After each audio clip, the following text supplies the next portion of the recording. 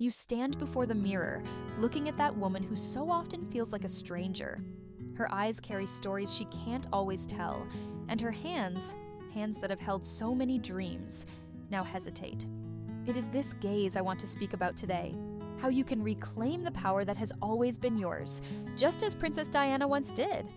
Diana Spencer, known as the People's Princess, understood deeply what it means to redraw the boundaries of one's own worth. In her marriage to Prince Charles, she lived what many of us have experienced, the sense of invisibility even when every eye is upon you, but her legacy goes far beyond royalty. It stands as testament to how a woman can recover her essence and do so with such impact that she becomes unforgettable. When we talk about wounding someone's ego, we are not speaking of revenge or manipulation. We mean a transformation so genuine within yourself that it shakes the foundations of anyone who thought they defined your limits. It's about breaking free from the script imposed on you and writing in your own hand, a story in which you are the undisputed protagonist. You know the feeling. That relationship where, little by little, you shrunk.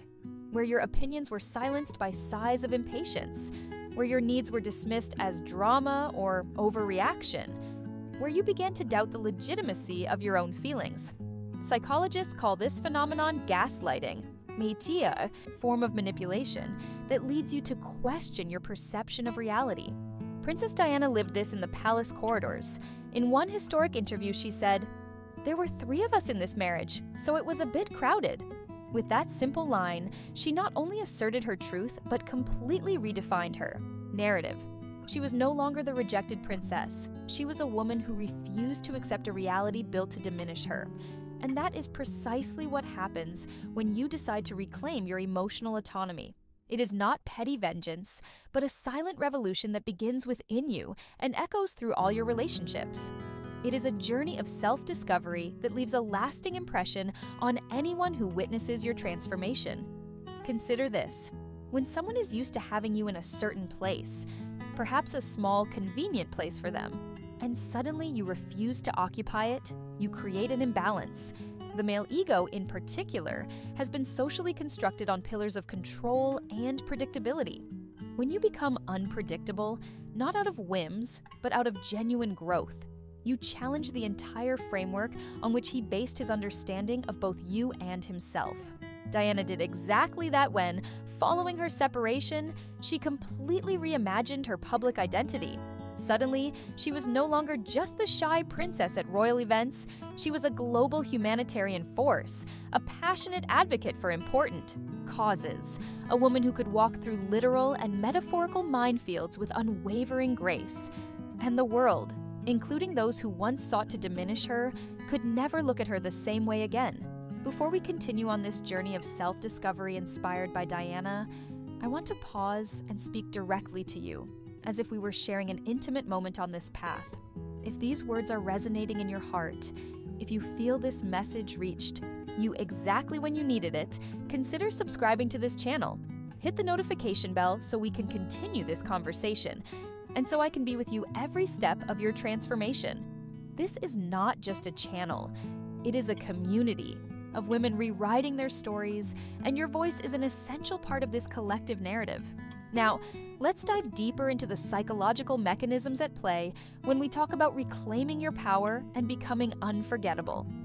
A fundamental concept here is self-differentiation, a term coined by psychiatrist Murray Bowen. It is the ability to maintain your sense of identity and autonomy even in intimate relationships. Many of us, without realizing it, lose this differentiation. We begin defining our worth through our partner's eyes. Our opinions become reflections of theirs. Our needs are suppressed to accommodate theirs. Diana experienced this intensely. As a 19-year-old marrying the future King of England, the pressures to conform were overwhelming. But what made Diana truly revolutionary was how she gradually found her voice. Even within royal constraints, she discovered ways to express her authenticity. You can do the same. It's not about grand gestures or dramatic confrontations. It's about small daily acts of reclaiming your personal authority. It's recognizing when you minimize your own needs to avoid appearing difficult. It's noticing when you box your personality into a smaller container to be more palatable. And most importantly, it's beginning to challenge those patterns. There is a powerful metaphor in nature that illustrates this process. Think of a butterfly emerging from its chrysalis. If, with good intentions, you cut the chrysalis open to help the butterfly, you condemn it to death. It is precisely the struggle to break free that forces vital fluid into its wings, allowing it to fly. Without that resistance, its wings would remain fragile and underdeveloped. Your transformation works the same way. It is resistance, the struggle against limiting patterns, unfair expectations, and disempowering narratives that strengthens your wings. And when you finally emerge, fully inhabiting your authenticity, those who expected you to remain small and contained cannot process the magnitude of your change. This is the moment you wound his ego, not out of malice or revenge, but simply by refusing to remain confined by the image he created of you. It is a moment of deep discomfort for him because the person he thought he knew and could predict now exists beyond the limits of his understanding. It is as if a mirror that always reflected back his own importance now shows him something entirely different, a woman complete in herself, no longer an extension of his needs and expectations. Diana exemplified this perfectly with her famous revenge dress, that stunning black gown she wore the same evening Charles admitted his infidelity in a televised interview. It was more than a dress. It was a statement.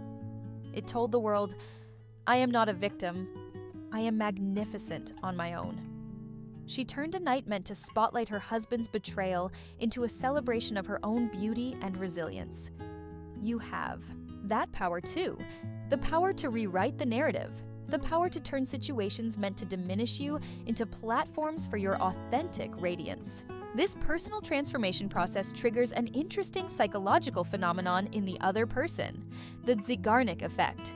Named after psychologist Bluma Zeigarnik, it refers to our tendency to remember unfinished or interrupted tasks, more than those we have completed. When you disrupt the established pattern, when you stop being the predictable, accommodating person he expected, you become an unfinished puzzle in his mind. And that is what makes you unforgettable. Because, you see, humans are drawn to mystery. We are naturally curious about what we cannot fully understand or control. When you stop being an open book, someone whose reactions he can predict and therefore manipulate, you become infinitely more intriguing. Diana understood this instinctively. She cultivated an aura of authenticity mixed with mystery that kept the world, and even the royal family, constantly intrigued. She mastered the art of revealing just enough of herself to create connection, while keeping private aspects hidden to preserve her autonomy. 7 Principles of Emotional Transformation, according to Diana. 1. Establish clear, unbreakable boundaries. Setting healthy boundaries is perhaps the most revolutionary act you can perform in your relationships. Diana demonstrated this when, after years of turbulence in her marriage, she finally said, "Enough." She negotiated the terms of her separation with a dignity that stunned everyone. Your boundaries are non-negotiable. They are not starting points for bargaining. They are firm statements of what you will accept in your life. When you set a boundary and maintain it consistently, you fundamentally shift the power dynamics in your relationship. Consider where you've allowed your boundaries to be crossed. Perhaps at work, staying late without compensation. Perhaps at home, where your need for personal space is treated as secondary. Or perhaps in a romantic relationship, where your feelings are routinely invalidated. Psychology teaches that our boundaries directly reflect our self-esteem. The more you value yourself, the more naturally you protect your emotional, physical, and psychological well-being. It becomes a virtuous cycle. Each time you honor your boundaries, you strengthen your self-esteem, making it easier to set and maintain boundaries in the future. Diana, despite her kindness and compassion, learned to be firm in her boundaries. She knew her public accessibility had to be balanced with private time to recover and be present for her children. She learned, often the hard way, that saying no was not an act of selfishness, but essential self-care. 2. Cultivate your independent growth. One of Diana's most remarkable transformations was her intellectual and emotional growth after the separation. She evolved from a shy, insecure young woman into an articulate force who used her platform for meaningful causes. Personal growth is the most powerful antidote to diminishing relationships. When you invest in expanding your mind, skills, and experiences, you create a rich life that doesn't depend on someone else's validation or approval. This creates an interesting psychological phenomenon known as growth attraction. People are naturally drawn to those on an upward trajectory, visibly becoming better versions of themselves. There is something magnetic about someone passionately engaged in their own development. Diana discovered this when she delved into humanitarian causes, learning about complex issues like landmine removal and AIDS stigma. Her growing sophistication and knowledge made her a recognized force, someone whose opinion was valued and respected. For you, independent growth can take many forms: formal education, returning to school, or taking courses, developing neglected, creative talents, traveling alone to broaden your worldview, or deep inner work, therapy, meditation, spiritual practices that help you understand yourself better. The crucial point is that this growth is not about him, not to impress him or make him regret underestimating you. It is genuinely about you, unlocking your full potential and living a life that authentically expresses who you are. 3. Rewrite your personal narrative. Diana faced relentless press scrutiny and a royal family that often portrayed her as emotionally unstable or difficult. Her greatest victory was taking control of her own story.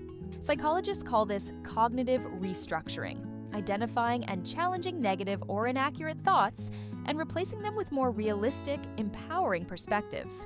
It's recognizing that many of the stories you tell yourself about your worth, your capabilities, your place in the world were written by others: parents, partners, society. Diana did this masterfully in her 1995 BBC interview when she said, "I would like to be a queen in people's hearts." With that simple phrase, she redefined what royalty meant: not titles or lineage, but genuine human connection. She rewrote the rules of the game on her own terms. For you, rewriting your narrative means consciously examining the stories you repeat to yourself. Perhaps you internalized that you are too sensitive because a partner or parent used it to invalidate your feelings. Perhaps you believe you are bad with money because someone benefited from your financial disempowerment. Identifying these limiting narratives is the first step. The second is actively questioning them. Where did this belief come from? Does it serve my well-being and growth? Is it truly accurate, or an unchallenged interpretation? The final, most powerful step is rewriting these stories. If you have always seen yourself as the caretaker of everyone, perhaps your new narrative is, "I am compassionate and generous, and I also prioritize my own well-being."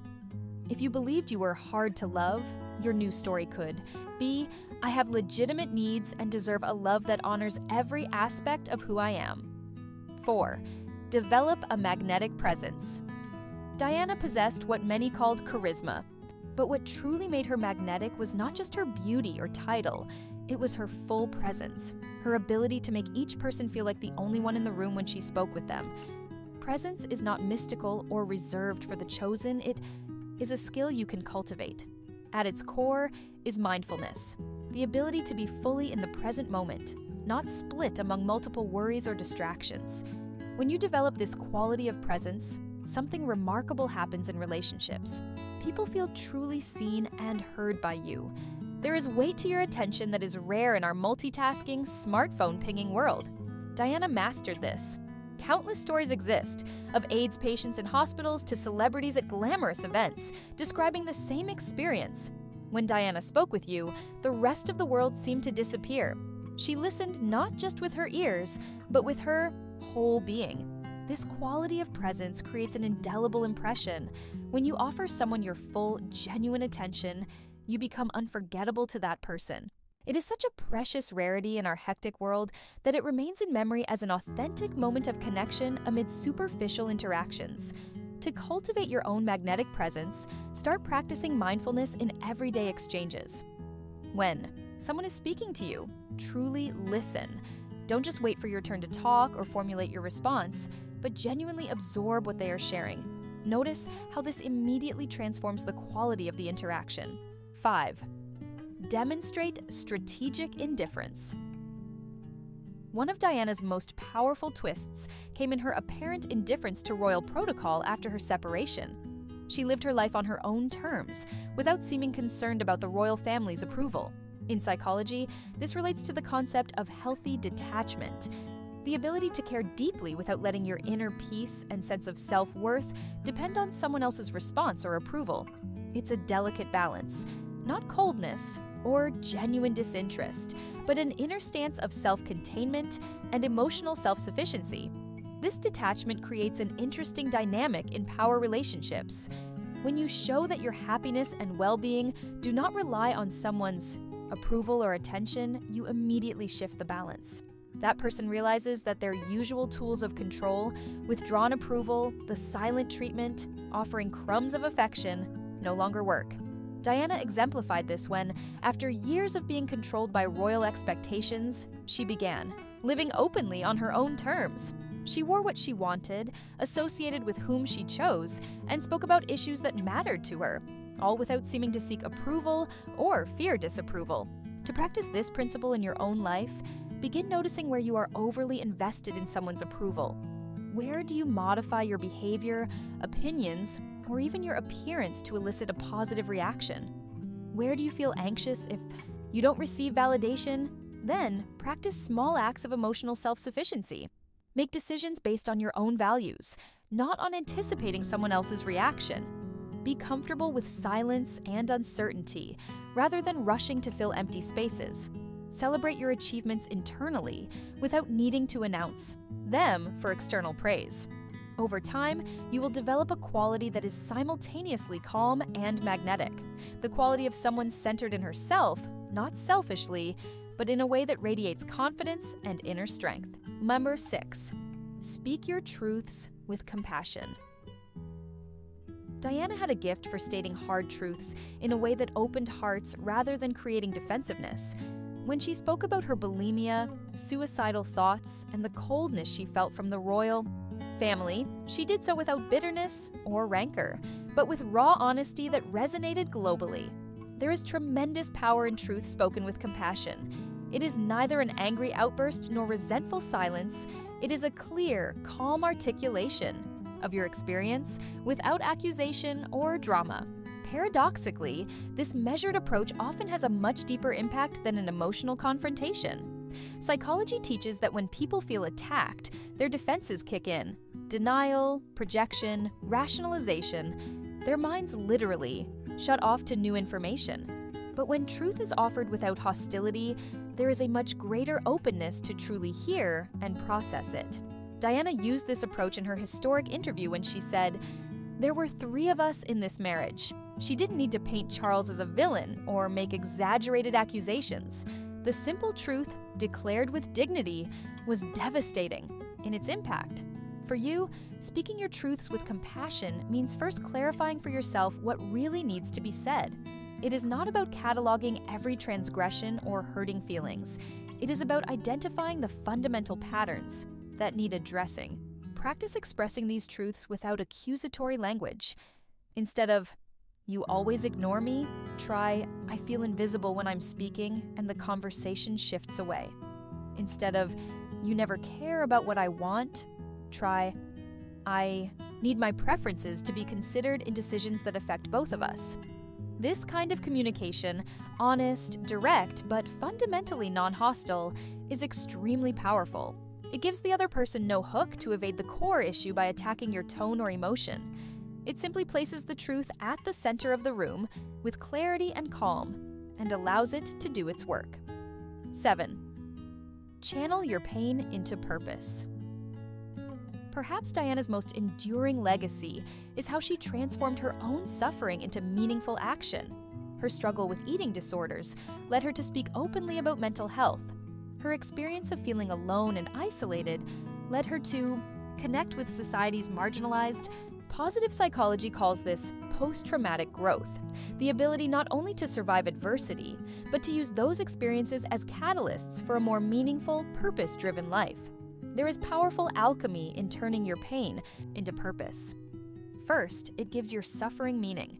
It was not in vain if it can be transformed into something that helps others or creates positive change. Second, it shifts your energy from the past, where the hurt happened, to the future, where you are creating something new. Diana embraced causes deeply informed by her own struggles. Her work with AIDS patients, at a time of intense stigma, was partly inspired by her own experience of feeling rejected and misunderstood. Her campaign against landmines sprang from her understanding of how lives can be permanently altered by unexpected trauma. For you, channeling pain into purpose can take many forms. It could be an artistic endeavor expressing hard truths, mentoring younger women to help them avoid traps you faced, or advocating for systemic change around issues that impacted you personally. The crucial point is that you act not from bitterness or revenge, but from a genuine desire to create meaning from your experience. It is another way of reclaiming your power, turning situations where you were victimized into fuel for your positive impact on the world. When you make this transformation, something interesting happens in the psyche of the one who hurt you. They are confronted not with your anger, which they could easily dismiss as emotional or excessive, but with tangible evidence of your growth and contribution. It's a far more challenging mirror, one that reflects not only what they did, but who you chose to become despite it. As we conclude this Diana-inspired journey, I want to remind you of a fundamental truth. The ultimate goal is not to wound someone's ego or seek revenge. It is to reclaim your wholeness, live authentically, and in doing so, become an unforgettable presence, not just to him, but to everyone whose life you touch. Diana taught us that true freedom does not come from changing others, but from transforming ourselves. She showed us that our vulnerability, embraced with courage, becomes our greatest strength. And she demonstrated that sometimes the most powerful response to pain is not retribution, but rebirth. As Diana once said, "Don't follow where the path may lead. Go instead where there is no path and leave a trail." This is the invitation before you now to blaze your own trail, defined not by reactions to others, but by an authentic vision of who you truly are. When you fully embrace your authentic essence with all its complexities, contradictions, and glory, you become a force of nature. You become a presence that cannot be forgotten, not because you deliberately wounded someone, but because you revealed a way of being a woman that is so true, so powerful, and so luminous that it leaves an indelible mark on everyone you encounter. And perhaps this is Diana's most powerful legacy, that by honoring our truth and living with unwavering integrity, we not only transform our own lives, but inspire others to find the courage to do the same. You, like Diana, have that light within you. It is time to let it shine.